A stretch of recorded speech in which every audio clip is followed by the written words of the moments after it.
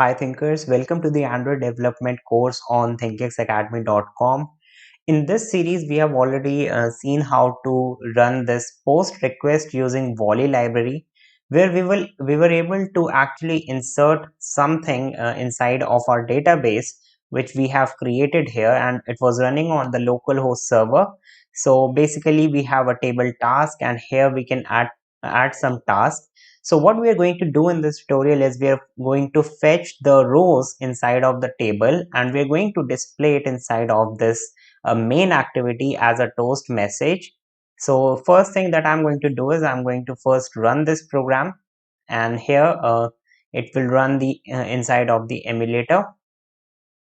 So here is our emulator. Let's open the application. It will basically run that. So one important thing, let's revise, is that we first need to create the URL where we are actually pointing to our IP address and the port number. We have created a string request, which was the request we will push into the request queue using the new request queue function, and then we will add it. This request will be added. So here we have the post method and the URL, and here we have the response. Now instead of making this text as success, what we are going to do is we are going to change it to response dot to text to string, which is here. So now what this will do is it will basically display the text, the response that it will fetch from the URL, which is here. Now instead of insert task, I'm going to change this to let's say fetch tasks. So now this is a PHP file, which is a backend file, which you can we will write the code in a moment. So basically we can also use some other APIs available on the internet, which is Postman, and there are several other APIs. So you can just hit the API, and after you will hit the API, they will give you the JSON in the response format. But it is impractical to use them because in the future you will have to create your own database which will have your own data. So that's why we need to actually test it on the localhost server. So here we have the emulator, and here is the app. Let's add some tasks here. So today, let's say I want to publish video.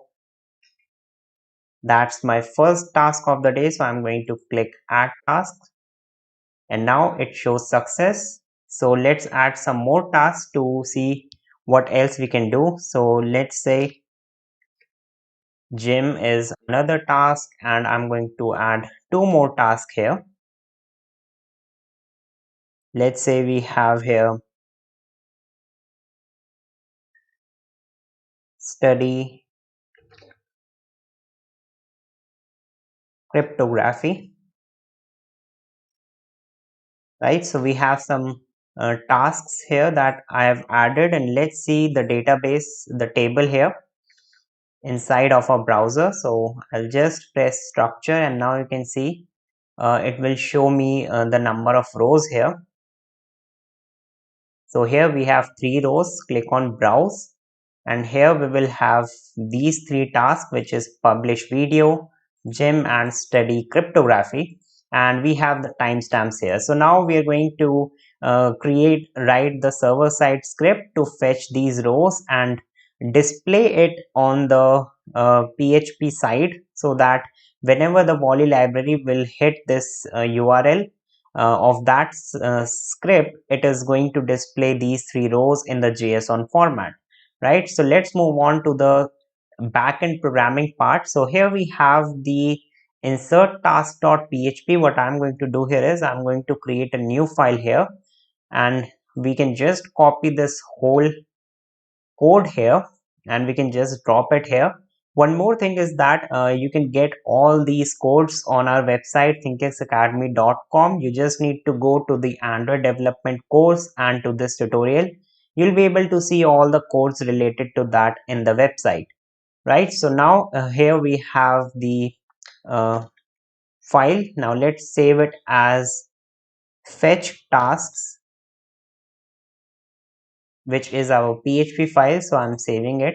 Now here we will get two parameters, task and time, from the volley request which we have created here, you can see these are the two parameters which we were pushing using this by overriding this get params function. As a hash map, we were pushing these two values, task and time. So what we want to do is we want to select all the rows from the database, from the table. We want to fetch only those tasks which actually match the task that we are pushing it here, right? So let's say here I want to fetch only the task with the string as gym, right? So after this API will hit, when this URL will get in the request, what it will do is it will give the task as gym. So we will have to write the script in a way that it will select only those rows which has task as gym, right? So now this task variable will fetch the post variable task which has a value gym. So now this value is equal to gem, right? So now let's write the query. So first of all, I'm going to store this query in a variable. Let's call this as a result. And here the way to do so, if we want to select the rows from the table, the way to do so, let me just write the code here, is select from, then comes the name of the table. So what we want to do is we want to select all rows. So for all we will use asterisk. So select all rows from the table task, and this will select all of the rows from the table task. But if we want to specify some constraint, we can do that using where clause. And here I can specify where task is equals to the variable task here, right? So that way I can do that, and here I will put it in single inverted commas.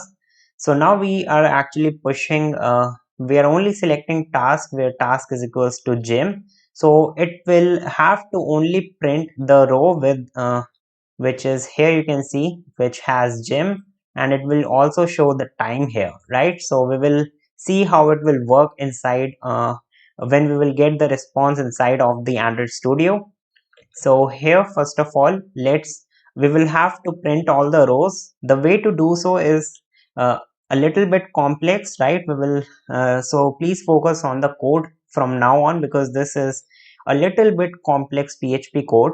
So the first thing I'm going to use is I'm going to use while clause, and I'm going to create a variable row, and while row is equals to, we are going to use MySQL fetch soc function, which is an inbuilt function.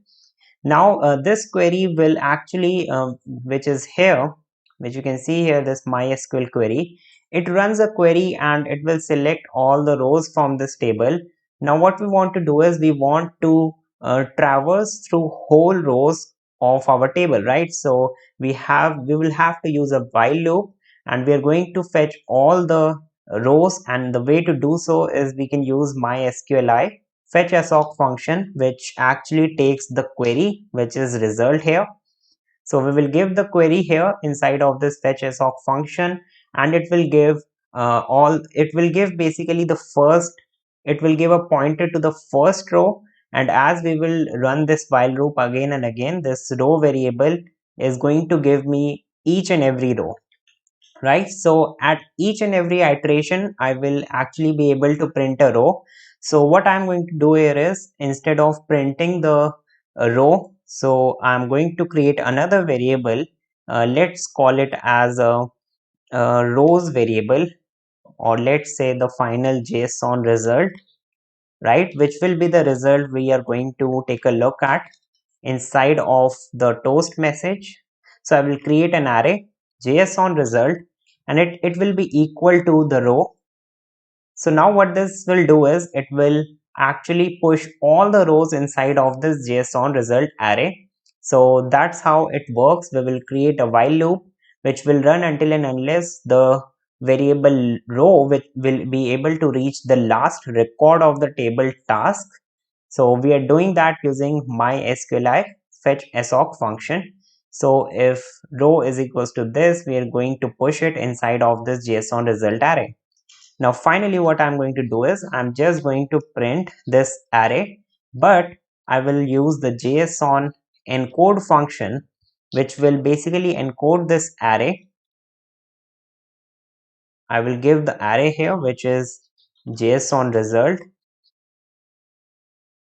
and now it will print the whole rows in the form of a JSON encode message. So it will get printed out. So this PHP file is now ready to be executed.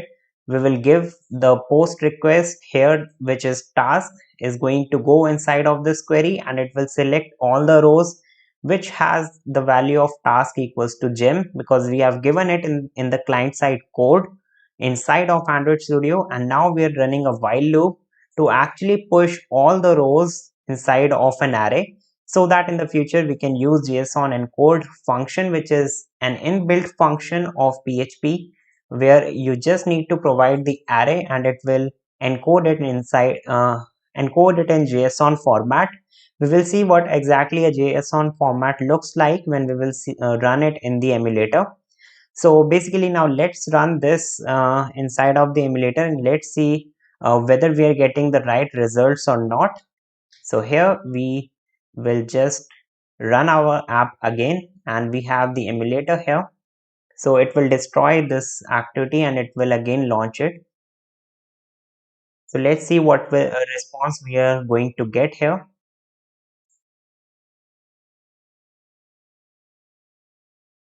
Right, so here it has opened this. Now I will just write anything here, and here I will click on add task. Now you can see it is giving a toast message here. If you can see here, when you click add task, it is showing a you can see in a JSON format, and since it is disappearing, what I'm going to do here is I'm just in the activity, I'm going to simply create a text view, so that you will be able to see the results. And the width is match parent, height is wrap content, and this will have an ID of results. So I will basically display the response here, and let's change the text size,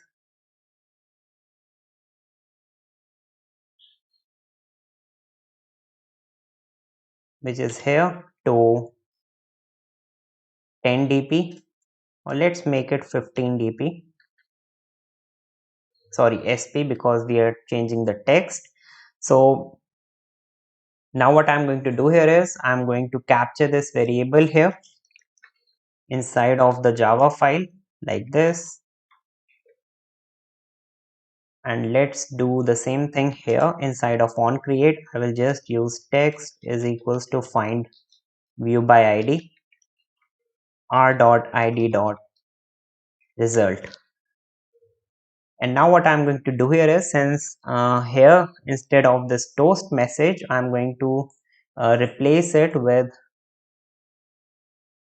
text dot set text function, and here I will just give response. Right, so now this will basically insert the response inside of the text view. So let's run this again. Let's just click this button here, and here you can see some text here, and this text basically, let me just zoom in so that you will be able to see it more clearly. All right, so you can see here it shows id 2, task is gem, and time is also the same. So basically you can see this is in a JSON format. JSON is basically you can see that it shows curly braces, and you can see the column name is id, so it is in double quotes, and then we have a colon which shows the value. So in JSON we have a curly bracket to show that this is of JSON format, and then we have the column names, which is followed by the values inside them. So we have successfully just pushed this fetch task function, sorry, this script which was fetch task, which was able to actually fetch the rows. If I want to display all the rows, I can just remove this condition, which is this where condition. So if I will save it and I will just click on add task again, now you can see that it is showing all the rows of my database or the table task. So now you can observe one thing, that if you know how to actually execute a request, you just need to change the server side code and everything else remains same inside of the Android Studio.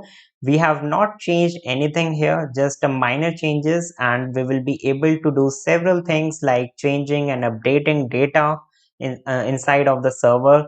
For example, if we want to update some data, we can just give it in the form of a post variable, so that we can know that in the where condition I can just specify that you should only update this particular task, and in the query, in the MySQL query, we just need to write, instead of select, we are just going to replace it with update command. So we have different types of queries and use cases. So as a programmer, you will have to be creative on the backend side. So you should know in what conditions which query should run, and what are the parameters that you will have to actually pass to the post method. For some security reasons, you will also have to see that you are not passing the post parameters which are confidential data of your users, like passwords and something like that. For that, you will have to make sure that it is encrypted also. So you can see ID1, then we have task publish video and the time is here, and then we have a comma which shows that this is the next row, and these are the values of the next, and the third one also is here, right? So in this way we can fetch the rows in the form of JSON format. Now the question is, why are we fetching the details in the JSON format? The reason is that recyclerview will actually has some data which is actually a JSON format, and we can use this JSON data and we can display the results here. So that's all for this tutorial. Thanks for watching.